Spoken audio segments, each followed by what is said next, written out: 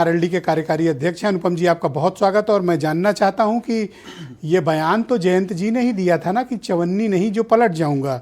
अब अगर कोई आपको ये याद दिला रहा है तो आपको इतना बुरा क्यों लग रहा है? ब्रजेश जी, बहुत बहुत धन्यवाद आपका। मैं अपनी बात कहने से पहले कहूंगा कि दुश्मनी जम कर करो, लेकिन ये गुंजाइश रहे जब कभी हम दोस्त हो जाएं तो शर्मिंदा ना होना पड़े।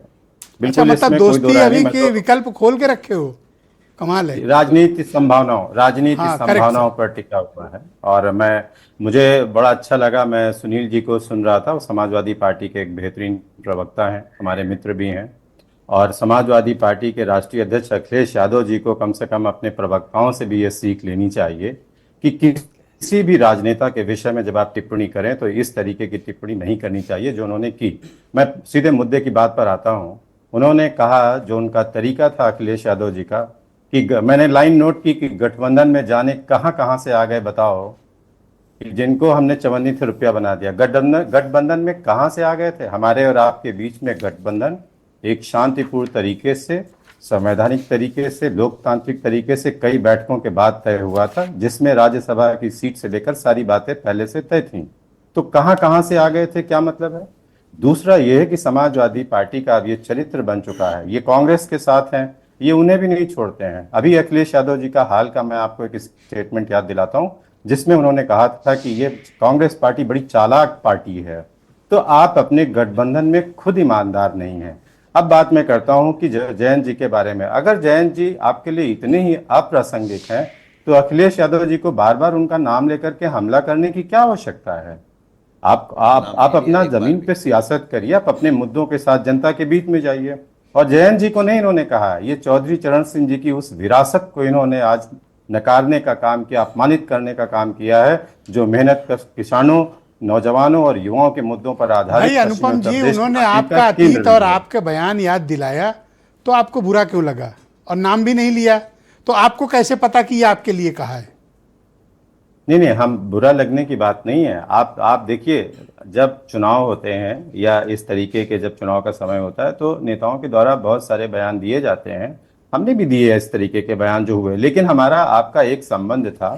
और उस ये हमेशा ध्यान रखना चाहिए कि राजनीति में संबंधों के आधार पर बहुत सी बातें मुलायम सिंह यादव जी ने भी कही। तो फिर इस तरीके से अगर हम जाएं तो मुलायम सिंह यादव जी राजनीति में जितने भी कदम ले पाए और अखिलेश यादव जी जिस तरह राजनीति में आ पाए, वो चौधरी चरण सिंह जी की देन है। अगर चौधरी चरण सिंह जी ना होते तो राजनीति में मुलायम सिंह जी यादव कभी आगे नहीं बढ़ते, और मुख्यमंत्री बनना तो अच्छा, दूर कुछ की बात है। क्वेश्चन दूसरा, आंसर सेशन रखते हैं। समाजवादी पार्टी के साथ आपने पिछला विधानसभा चुनाव लड़ा और आपको 33 सीटें लड़ने के लिए दी गई। अब आपका भाव उतना नहीं है कि आप 33 सीटें बीजेपी से मांग सके। 23 भी नहीं, नहीं मैं आपकी इस बात से सहमत नहीं हूँ। एक चीज ये है, सीटों का क्या होगा ये अभी ना आप जानते हैं ना मैं जानता हूँ मैं कि इतना कितनी जरूर सीटों पर ये जानता हूं, बात इतना होगी। नहीं मिलेगा। ये मैं अभी अपरिपक्व होगा बात कहना कि कितना मिलेगा, लेकिन मैं एक बात आपको ये याद दिला दूं, क्योंकि ये बात कही जा रही थी। हम 2024 में जब चुनाव लड़े, जो सुनील जी ने कहा, मैं उसका भी जवाब दे दूं, आपकी भी बात का जवाब दे रहा हूं, अधूरा नहीं रह जाए। हम 2 सीटों पर लड़े और हमने दोनों सीटें जीती। यदि ये जो बात अभी कर रहे थे, यदि क्षेत्र की जनता और उत्तर प्रदेश की जनता को हमारा गठबंधन कबूल नहीं होता तो हमारा 100% स्ट्राइक सर रेट नहीं बस होता। यही बात तो आपने की। अब इस बात पे टिके रहिएगा। आपने कहा आपका जी 100% स्ट्राइक रेट है, लेकिन जो बीजेपी को नुकसान हुआ पश्चिम की उस बेल्ट में, इसकी जिम्मेदारी आप लेंगे?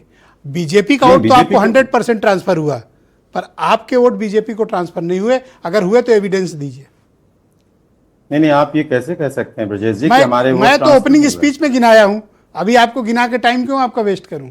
नहीं नहीं, आप टाइम नहीं वेस्ट करिए। मैं आपसे एक बार पुनः कहूंगा कि अगर आप नेक्स्ट डिबेट में कहेंगे तो मैं आपको वो सारे आंकड़े मैं आपको डेटा कॉन्स्टिट्यूंसी देता वाइज। हूं। सहारनपुर, जी। कैराना, हम्म। मुजफ्फरनगर, इन 3 सीट का मुझे जवाब दे दीजिए आप। नहीं तो इलेक्शन इन में तीनों आप ये सीटों पर कैसे कह बीजेपी सकते हैं हारी कि है, हमारे वोट नहीं ट्रांसफर हुए? और ये तीनों सीटें बीजेपी अगर के पास थी, सहारनपुर की हार छोड़ के। जीत, देखिए हार जीत अपनी जगह है, लेकिन वोट ट्रांसफर ना होना को आप उससे नहीं आप जोड़ प्रमाण सकते हैं। दीजिए सर। क्या मुजफ्फरनगर को चलो मैं केस स्टडी के तौर पे मान लेता हूं। ब्रजेश जी, उससे बड़ा कैसे तो आप कोई ये नहीं तय है। करें? वो तो आपकी कम्युनिटी, जो जिस कम्युनिटी को वो है उसकी तो कैपिटल है वो। मुजफ्फरनगर नहीं जिता पाया बीजेपी को सर। नहीं, कोई जिताता नहीं। कई बार प्रत्याशी की भी बात होती, मुद्दों की भी बात होती। अरे इसको आप बाल्यान किसी जी के से वोट बढ़िया काउंट से प्रत्याशी नहीं क्या जोड़ होगा? सकते। इसको आप ब्रजेश जी, इसको इस बात से हम नहीं कनेक्ट कर सकते। मेरा आशय सिर्फ कहने का ये है कि जब भी कोई दो बड़े राजनेता, क्योंकि अखिलेश यादव जी और जयंत जी में एक बहुत बड़ा बेसिक फर्क है जो मैं यहाँ कहना चाहूंगा। जयंत जी ने अपनी राजनीतिक हैसियत संघर्षों के द्वारा स्वयं बनाई है। जयंत जी को उनके पिताजी मिनिस्टर नहीं बनाए, वो 10 साल अपोजिशन में विरोध करने के बाद, संघर्ष करने के बाद उन्होंने आज ये मुकाम हासिल किया है। और वो चौधरी चरण सिंह जी की उस विराट विरासत के संवाहक हैं, अपने कंधों पर आपके लेकर इस के चल बात रहे में हैं। तर्क का तो अभाव है राजनीतिक सर, ये सिर्फ आप कहने के लिए कह रहे हो। दोनों लोग एक ही रूट के हैं सर। नहीं, मैं उसी पे आपसे हूं, लेकिन फर्क है, आपकी एक बात ही में जगह तर्क के नहीं रूट है। दो होते हैं ब्रजेश जी। रूट एक होने के बावजूद कौन उस रूट को लेकर के चल रहा है और कौन थैंक यू उससे सर, बहुत भटक गया, शुक्रिया ये आपका। आज के कृपया बयान हमारे में साथ आपका बने साफ रहिएगा। दिखाई